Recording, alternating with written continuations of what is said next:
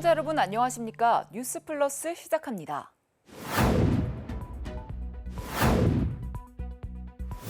대전시가 대전광역시 명장 명예의 전당 제막식을 진행했습니다. 대구시가 어린이 통학로 교통안전 파워풀 캠페인을 진행했습니다. 경상북도가 새마을운동 공적개발 원조 사업을 추진합니다. 포항시가 AI 스마트 어촌 신활력 거점 조성을 위한 업무 협약을 체결했습니다.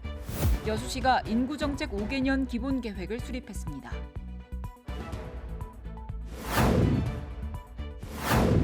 전남 수산 업종의 희비가 엇갈리고 있습니다. 1억 원 이상 고소득 어업인수 1위가 전복으로 대표되는 폐류 양식에서 해조류 양식으로 바뀌었습니다. 김 수출 호조 때문인데요. 당분간 이런 추세는 이어질 전망입니다.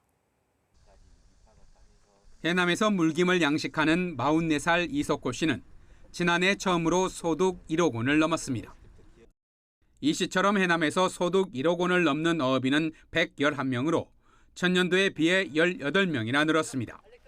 근래에는 거의 다 1억 이상을 버시는 분들이 생기다 보니까 서로 말하기도 좋고 서로 자랑 비슷하게 하기도 하고요. 그리고 일단은 다 기분이 좋아 보이십니다.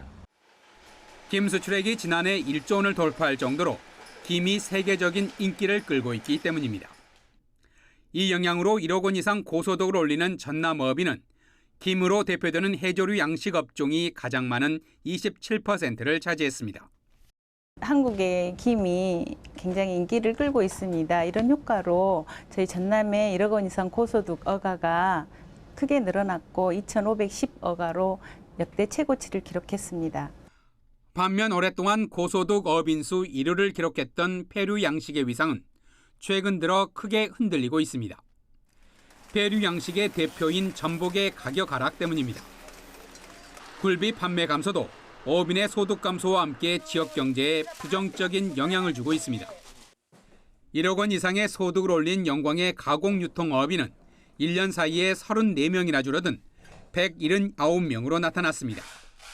수산업종의 희비가 교차하고 있지만 지역별 고소득 어업인이 가장 많은 곳은 여전히 전복으로 대표되는 완도군이었으며 그 다음으로 공, 신도, 해남, 신안, 영광 순이었습니다.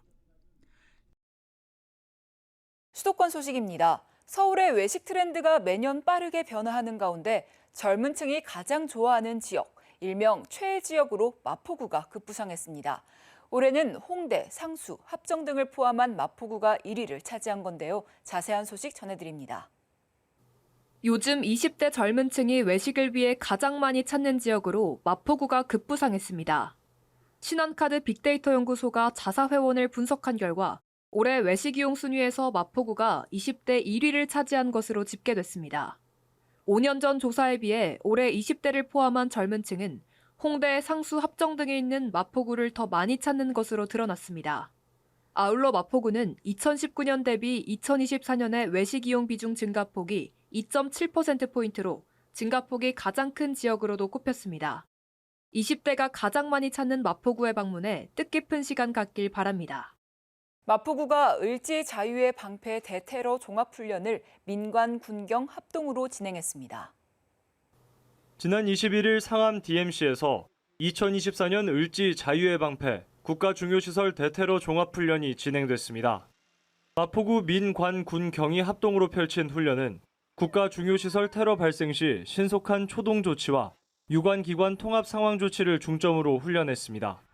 종합훈련에서는 주어진 상황에 맞게 군은 거수자 추적 및 경멸, 폭발물 탐지를 진행하고 마포경찰서는 주민통제, 원점 보존, 거수자 추적 및 검거를 담당했습니다. 또 마포보건소와 마포소방서는 환자 구조 및 구급을 진행하며 펌프차도 동원돼 화재를 진압했습니다. 21일 이뤄진 마포구 민관 군경 대테러 종합훈련을 통해 어떠한 상황에도 안전한 마포가 되길 기대합니다. 동대문구가 구민의 날 기념 행사와 함께 한가위 직거래 장터를 개최합니다. 올해로 제33회를 맞이하는 구민의 날 기념 행사가 배봉산 근린공원 열린 광장에서 진행됩니다. 이날 행사에는 자매결연지의 축하 영상 상영과 기념식, 구민상 시상식, 구립여성합창단의 축가 등이 진행됩니다. 기념식 후에는 추석을 맞아 구민들이 함께 어울리는 구민 한마음 민속 큰잔치도 진행됩니다. 같은 날 우리 민족 고유의 명절 추석을 맞아 구청 앞 광장에서 진행되는 한가위 직거래 장터 행사에서는 자매도시의 우수하고 신선한 농수산물을 저렴하게 판매하고 사과, 배, 한우 등 지역 특산물과 명절 제수용품을 판매해 지역 경제 활성화를 도모할 예정입니다. 군은 구민의 날 행사와 한가위 직거래 장터에 많은 구민들이 참여해 구민이 하나 되는 화합의 장이 되길 바란다고 전했습니다. 동대문구가 코로나19 재확산 추세에 대비해 감염 취약시설 합동 전담 대응반을 운영합니다. 군은 65세 이상 어르신 등 고위험군의 중증과 사망 위험 감소를 위해 보건소와 감염 취약시설 관련 부서 합동으로 대응반을 구성했습니다. 감염 취약시설 합동 전담 대응반은 요양병원과 요양원 등 감염 취약시설에서 발생하는 코로나19 환자의 모니터링과 조사를 실시합니다. 또한 보건소와 감염 취약시설 간의 비상 연락체계를 강화하고 코로나19 예방수칙 준수를 홍보하는 등 관리를 강화하고 있습니다. 군은 코로나19 고위험군을 보호하고 감염 취약시설 내 집단 발생을 효과적으로 차단해 지역 내 확산을 방지하기 위해 노력하겠다고 밝혔습니다. 이어서 광역시 소식입니다. 대전시가 대전광역시 명장 명예의 전당 제막식을 진행했습니다. 대전시는 지난 29일 도시철도 1호선 대전 역사에서 숙련 기술자 자긍심 고취와 시민 소통을 위한 공간인 대전시 명장 명예의 전당 제막식을 가졌습니다. 이날 제막식에는 이장우 시장, 조원희 대전시의회 의장, 박희조 동구청장, 성광호 대한민국 명장, 김용희 대전시 명장 등이 참석했습니다. 명예의 전당엔 대한이용복지이용원 최종일 대표 등 대한민국 명장 6명과 가신모터스 김용희 대표 등 대전시 명장 13명이 헌액됐습니다. 대전시는 올해 하반기에도 3명의 15년 이상 경력 숙련 기술자를 대전시 명장으로 선정해 장려금 등을 지원할 계획입니다. 대전시가 청주공항과 연계한 대전 관광 활성화를 위한 업무 협약을 체결했습니다. 대전시가 29일 시청에서 한국공항공사 청주공항, 대전관광공사, 대전관광협의회와 함께 청주공항과 연계한 대전 관광 활성화를 위한 업무 협약을 체결했습니다. 주요 협력 내용은 지역 관광 활성화를 위한 항공, 교통, 관광제도 개선 및 협력 사업 지속 발굴, 기관별 홍보시설 및 수단을 통한 상호 지원 등입니다. 이번 협약에 따라 대전시는 청주공항 내 1층에 꿈돌이와 대전여행 홍보부스를 설치하고 대전 야간 관광, 쇼핑 관광 주요 명소 등을 홍보할 예정입니다. 대구시가 어린이 통학로 교통안전 파워풀 캠페인을 진행했습니다. 이번 캠페인은 대구시의 개학기 어린이가 안전한 통학로 사업의 일환으로 학교 앞 교통사고 위험을 줄이기 위해 관련 기관들이 힘을 모으고 시민들의 관심을 유도하기 위해 추진됐습니다. 이날 어린이 교통안전의 핵심 기관장들이 직접 통학로 주변의 교통 환경을 살펴보고 어린이 교통안전 활동을 지도하며 안전한 통학로 조성을 약속했습니다. 특히 SNS 포토존을 설치해 아이들이 직접 셀카를 촬영해 업로드하도록 하며 교통안전의 중요성을 홍보하도록 했고 교통경찰 복장에 도달수가 등장해 높은 호응을 이끌어냈습니다. 선진 대국시대로 가자를 주제로 홍준표 대구시장이 남구청 직원들과의 소통 공감의 시간을 가졌습니다. 홍 시장은 현재 남구에 살고 있는 주민으로서 남구의 우수한 주거 환경을 최고의 강점으로 꼽으면서 남구 직원들과의 대화를 나눴습니다. 특강은 대구시의 현안 사항뿐만 아니라 아침 루틴, 건강관리 등 개인적인 질문에 대해서도 솔직하고 명쾌한 답변으로 직원들의 호응을 이끌었습니다. 이와 함께 청년들이 꿈과 희망을 갖고 살아갈 수 있는 도시를 만들겠다며 대구가 중심이 돼 대한민국이 선진 대국 시대로 도약할 수 있도록 남구 직원들이 힘을 모아주길 당부했습니다. 계속해서 강원도 소식입니다. 횡성군 보건소가 보건진료소에 이어 8개 보건지소에서도 슬기로운 걷기 생활, 스틱 걷기 교육을 실시한다고 밝혔습니다. 스틱 걷기는 허리와 무릎 관절에 주는 부담이 적고 자세 교정에 효과가 높아 남녀노소 누구나 부담 없이 즐길 수 있는 운동입니다. 올해 상반기에는 보건진료소 스틱 걷기에 107명의 주민이 참가해 마을 둘레길 등을 함께 걸은 결과 체지방은 감소하고 골격근량이 증가하는 효과를 거둬 호응을 얻었습니다. 하반기 스틱 걷기 교육은 8월 22일부터 9월 27일까지 8개 보건지소 만성질환 등록자를 대상으로 실시되며 혈압, 혈당, 콜레스테롤 검사, 체성분 분석과 함께 전문 강사의 지도로 주 1회, 총 6회차에 걸쳐 운영됩니다. 영화 니마 그 강을 건너지 마오로 잘 알려진 청일면 고실이 일원의 둘레길 보행로가 조성돼 주민과 방문객에게 개방됐습니다.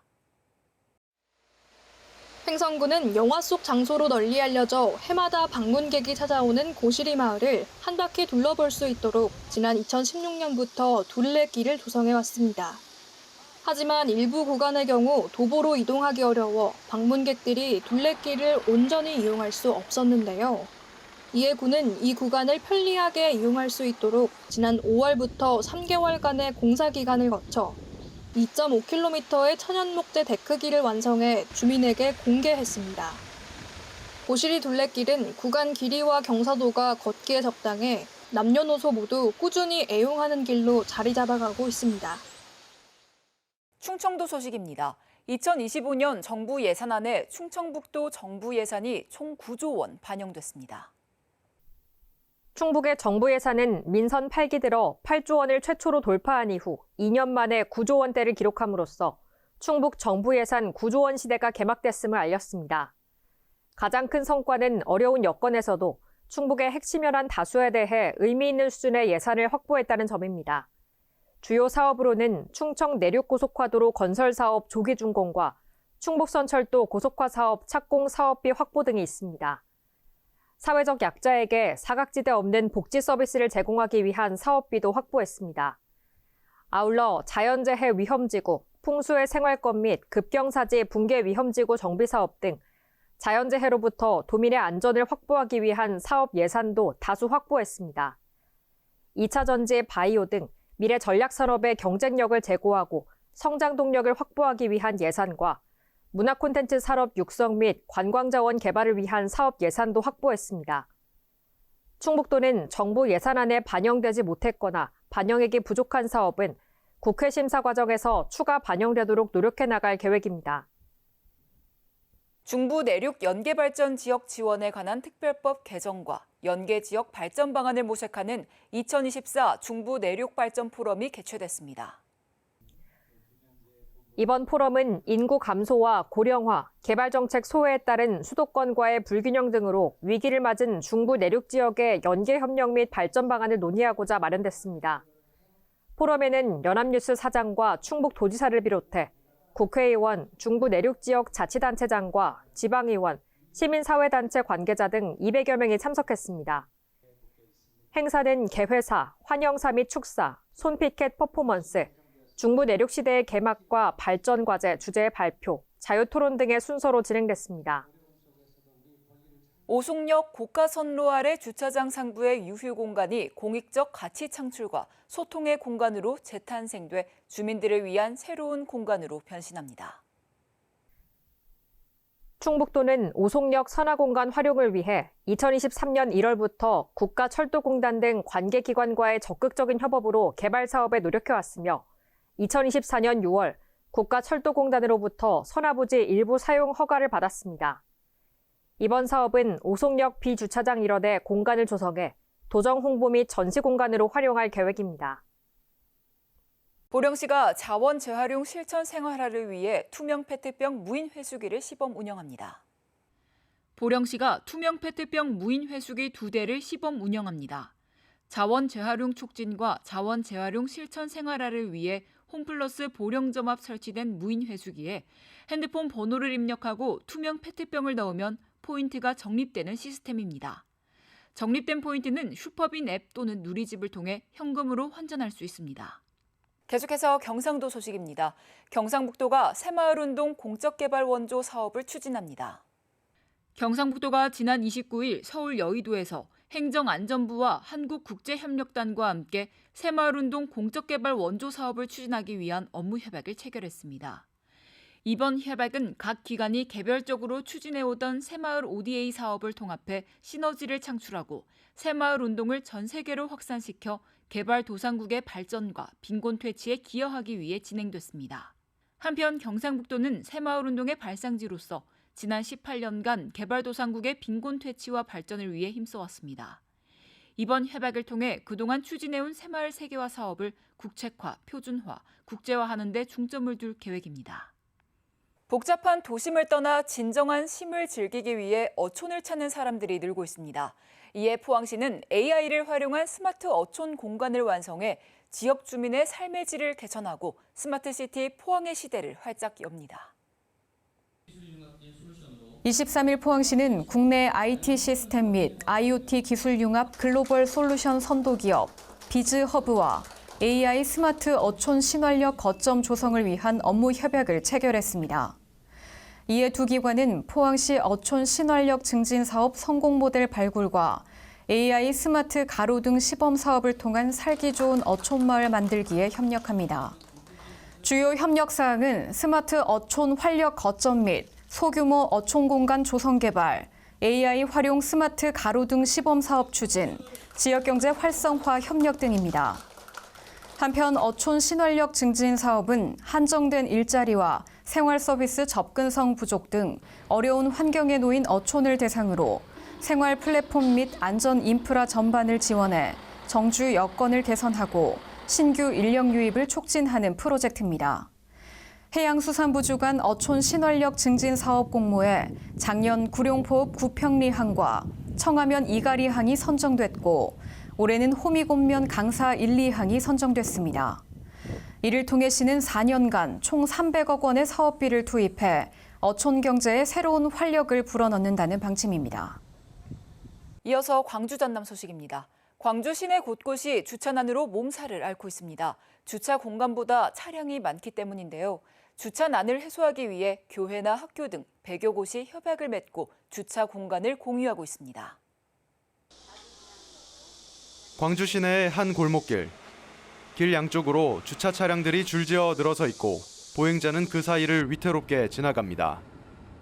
비좁은 골목길에 방치 차량들도 많이 있고 불쑥불쑥 튀어나올 순간도 많기 때문에 항상 조마조마한 마음으로 주차 공간이 부족한 광주 도심에서 흔히 볼 수 있는 풍경입니다.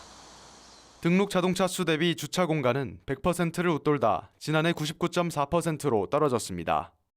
특광역시 중 자동차 수보다 주차장이 적은 곳은 광주와 대구뿐입니다. 이처럼 부족한 주차 공간을 확대하기 위해 민간과 공공기관이 손을 맞잡았습니다. 학교와 교회 등 주차장 공유에 나선 시설은 지난해 말까지 143곳으로 늘었습니다. 일부 자치구는 주차장을 개방하는 시설에 인센티브를 제공하는 등 민간의 적극적인 참여를 유도하고 있습니다. 하지만 주차장 공공 개방이 주차난 해소에 일시적으로 도움이 될 뿐이라며 보다 근본적인 대안을 모색해야 한다고 전문가들은 조언합니다. 10년이 지났는데도 문제가 풀리거나 그러지 않는다는 것 자체가 지금 도시계획이 작동을 안 하고 있는 문제가 제일 커요. 매년 자동차 등록 대수가 늘어나는 만큼 주차 공간 확보를 위해 근본적이고 장기적인 도시계획이 필요하다는 지적입니다. 영암의 한 성인 게임장에서 방화로 추정되는 불이 나 1명이 숨지고 4명이 다쳤습니다. 현장에서 숨진 방화 용의자는 불이 나기 전 돈을 잃었다며 소동을 일으킨 것으로 알려졌습니다. 한 남성이 기름통을 들고 게임장으로 들어갑니다. 불과 10여 초 만에 게임장 안에서 불길이 치솟습니다. 영암군 삼호읍의 한 성인 게임장에서 불이 난 건 오늘 낮 1시 반쯤. 불은 15분 만에 꺼졌지만 이 불로 60대 중국인 남성 1명이 현장에서 숨졌습니다. 게임장 안에 있던 종업원과 손님 등 내국인 4명도 중경상을 입고 병원으로 옮겨졌습니다. 그 안에 소사자 1명 있었고 그 환자분 4명은 이미 밖에 반대편 비상구로 대피를 한 상황이었습니다. 경찰과 소방당국은 주변 CCTV 영상 등을 토대로 숨진 남성이 인화물질을 뿌린 뒤 불을 냈을 가능성이 높은 것으로 보고 있습니다. 게임장을 자주 드나들었던 이 남성은 불이 나기 전 최근 돈을 많이 잃었다며 불만을 드러낸 것으로 조사됐습니다. 오락실을 하다가 돈을 많이 썼어요. 너무 안 나와 보니까 1시간에 10,000원씩 들어가거든요. 근데 안 나오니까 그런 것 같아요. 숨진 남성이 게임장 문을 잠근 뒤 자신이 가져간 인화물질을 붓고 불을 붙이면서 인명피해가 커진 것으로 보입니다. 경찰은 정확한 화재 경위와 함께 해당 게임장의 불법 영업 여부 등을 조사하고 있습니다. 여수시가 저출산과 인구 유출 등 지방 소멸 대응을 위한 인구정책 5개년 기본계획을 수립했습니다. 이날 열린 인구정책위원회에서는 결혼, 출산, 양육이 행복한 선택이 되는 살고 싶은 행복도시 여수를 비전으로 정하고 주거와 생활 안정화 등을 통한 삶의 질 향상을 인구정책의 목표로 정했습니다. 총 소요 예산은 11조 5,496억 원으로 13개 중점 추진 과제와 148개 세부 사업을 선정해 일과 가정 양립, 양육 주거 부담 완화에 발맞춰 인구정책을 추진해 나갈 계획입니다. 여수시가 어린이집과 유치원, 초중 고등학교 시설 주변 30m 이내 구역을 금연구역으로 지정합니다. 이번 방침은 국민건강증진법 개정에 따라 기존 교육시설 경계선으로부터 10m 이내 구역을 30m 이내로 확대한 것으로 금연구역 내에서 흡연 행위가 적발되면 10만 원의 과태료가 부과됩니다. 또한 여수시 금연 환경 조성과 간접 흡연 피해 방지 조례에 따라 절대 보호구역으로 지정된 학교 출입문으로부터 직선거리 50m 이내 금연구역은 현행과 같이 유지됩니다. 특별자치도 소식입니다. 제24회 제주 해병대의 날 기념식이 제주시 탑동 해변 공연장에서 거행됐습니다. 제주특별자치도와 대한민국 해병대 사령부, 대한민국 해병대 전우회가 공동 주최한 이번 기념식은 참전용사 등 700여 명이 참석했습니다. 이날 행사는 해병 혼탑 참배, 유공자 표창, 해병대가 재창순으로 진행됐습니다. 오영훈 지사는 이 자리에서 제주도정은 호국 영웅들이 염원했던 제주의 번영을 일궈내고 더 빛나는 미래로 나아가는 발걸음을 멈추지 않겠다고 말했습니다.